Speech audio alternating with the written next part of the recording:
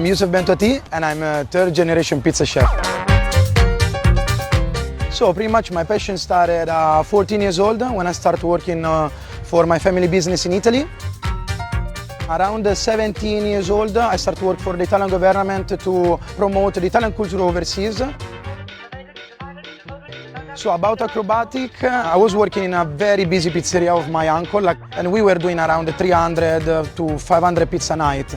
So I just started to train the pizza, to spin the pizza around, and then it just came pretty much very spontaneous, I believe. The most beautiful things I like about acrobatic pizza is to watching the people wow, the wow effect. Very exciting when they see something like this.